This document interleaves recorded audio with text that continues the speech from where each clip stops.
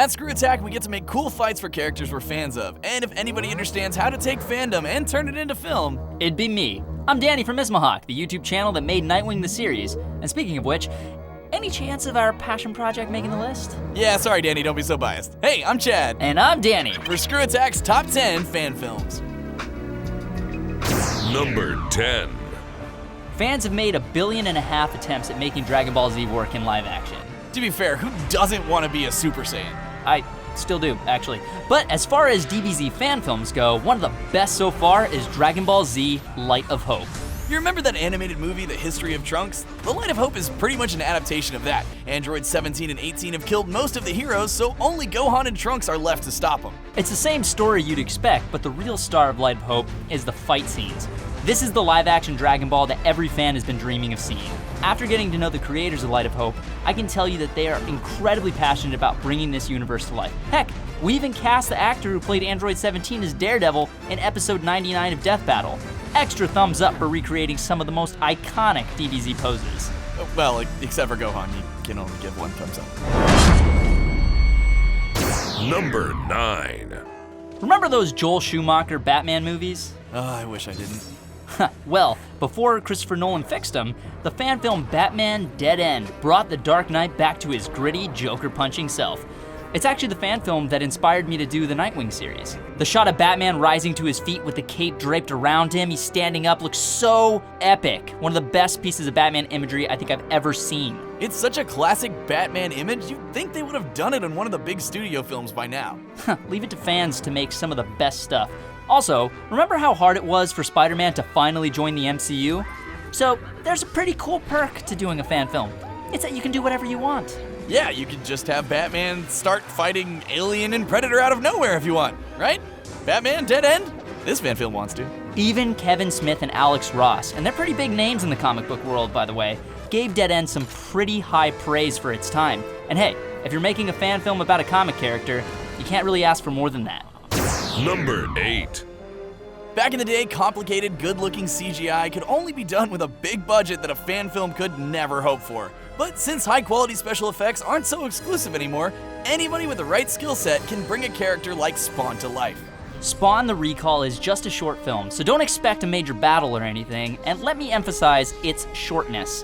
At just 7.5 minutes long, you barely even see Spawn himself. But are those bad things? Actually, no. The slow build-up to Spawn just mounts the tension, and the fact that you only get a brief glimpse of him leaves you hungry for more. But none of that would even matter if the wait to see Spawn wasn't worth it, and man, was it ever. CGI capes sure do look better in 2014 than they did in 1997. Also, I just want to point out how good the sound design and the lighting is in this film. I don't think I've ever been so scared of a grocery store in my life. Yeah, me either. Number 7. We're big fans of Power Rangers at Screw Attack. And we're big fans of Power Rangers at Ismahawk. Nice Megazord vs. Voltron video, by the way. Thanks, you too. But as fun and campy as that show was, we've all grown up. What if Power Rangers did too? Adi Shankar's super gritty, ultra-violent Power Rangers has the answer. Everyone would be dead. Yeah, it's dark, but it's also what makes it so unique. Seeing how the world might change after the superhero teenagers with attitude grew up, with a fresh take on every 90s kid's childhood. Power Rangers is also legitimately good.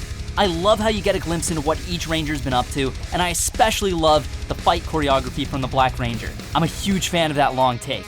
It's a really good sign when your Power Ranger fan film has like 1 second of a Megazord in it, and you're still satisfied with everything. Yeah, I don't even know how that worked out. Number 6. Finally, something lighthearted. When it comes to making fan films, Star Wars has probably inspired the most. The only kind of DIY special effects videos you'll find more of than Super Saiyan transformations are lightsabers. There's only room for one Star Wars fan film on this list, which makes this decision one of the hardest on this top 10. We could go with the incredibly well-animated TIE Fighters by Paul Johnson, or the amazing Rebel Scum by Blood Brother Cinema. But the Star Wars fan film craze all started with a classic called Troops. I'm telling you, I'm ready to shoot them both. Yep, right there with you. So obviously Troops is a spoof of Cops, but with stormtroopers. And you might think that the effects don't look like much until you realize that this came out all the way back in 1997. But more important than having good effects or being one of the first Star Wars fan films ever made, Troops was funny, and it still is to this day. Hey, there goes the other one! I got him.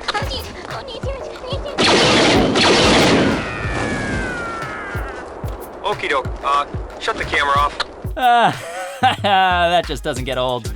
It's from more than 2 decades ago, and it still gets me. That's just how good Troops is. Number 5.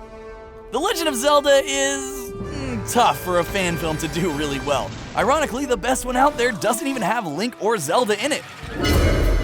Terrible Fate is a masterpiece of a prelude to Majora's Mask. And it's also even shorter than Spawn the Recall, but good God, it's worth a watch. This right here is some dang good CGI for just a fan film.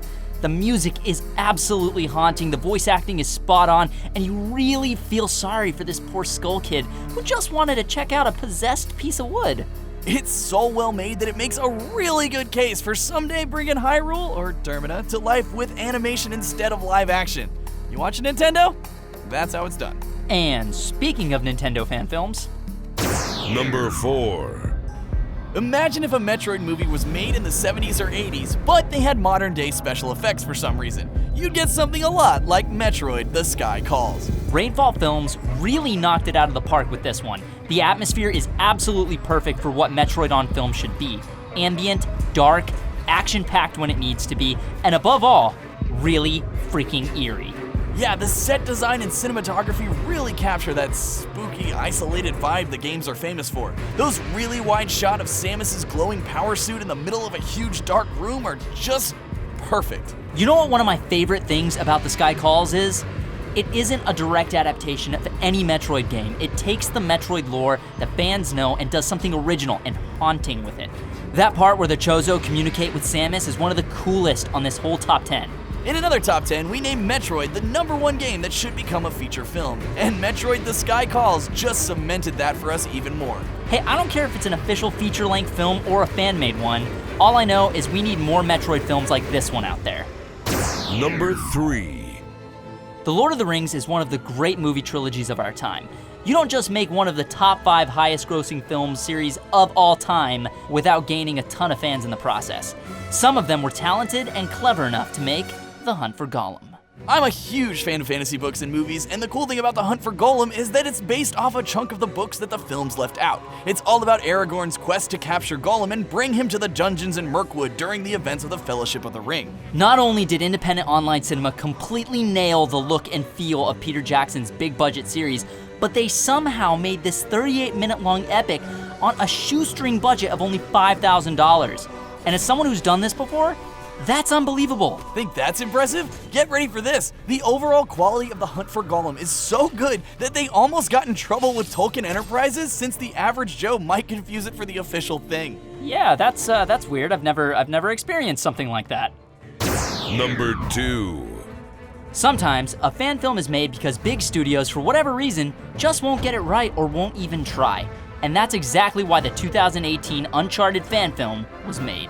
Finally, this movie gives us the lead role played by Nathan Fillion, just like everyone's been wanting all of these years.